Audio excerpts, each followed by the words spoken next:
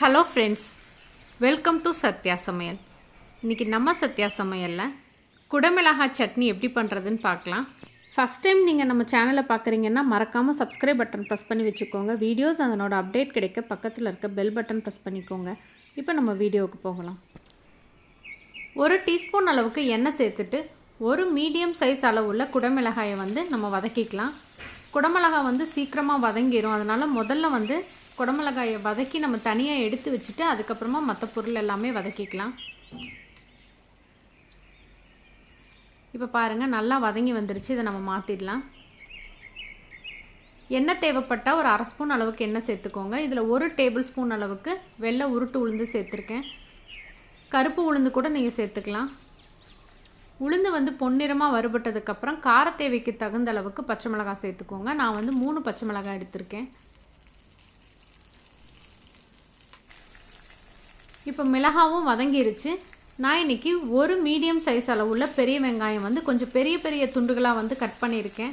நம்ம வதக்கிட்டு அரைக்கிறதுனால பொடியாக கட் பண்ணணுன்னு அவசியம் இல்லை. வெங்காயம் நல்லா வதங்கிருச்சு.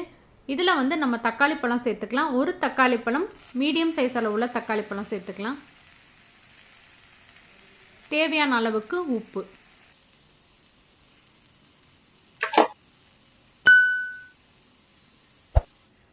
இப்போ தக்காளி நல்லா வதங்கிருச்சு. இதில் சின்னதாக ஒரு துண்டு புளி சேர்த்துக்கலாம். நீங்கள் நாட்டு தக்காளி பயன்படுத்துகிறீங்க அப்படின்னா புளியினுடைய அளவு ரொம்ப குறைச்சிக்கோங்க. 1/4 ஸ்பூன் அளவுக்கு பெருங்காயத்தூள் சேர்த்துக்கலாம். இந்த தக்காளி பழத்தில் புளிப்பு இருக்காததுனால நான் கொஞ்சம் அதிகமாகவே புளி சேர்த்துக்கிறேன். ஒரு கொத்து கருவேப்பிலை, கொஞ்சமாக கொத்தமல்லி இலை. கொத்தமல்லி இலை சேர்த்துனதுக்கப்புறமா ரொம்ப நேரம் வதக்க வேண்டியதில்லை. 1லேருந்து 2 நிமிஷத்துக்குள்ளேயே நம்ம ஸ்டவ் ஆஃப் பண்ணிடலாம். இப்போ நம்ம ஏற்கனவே வதக்கி வச்சுருக்க குடமிளகாயை இதில் சேர்த்துக்கலாம்.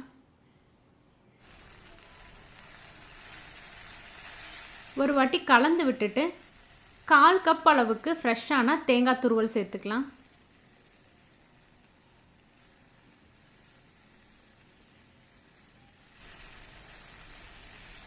இப்போ நல்லா ஆறுனதுக்கப்புறமா நம்ம மிக்ஸி ஜாரில் சேர்த்து தேவையான அளவுக்கு தண்ணி கலந்து அரைச்சி எடுத்துக்கலாம்.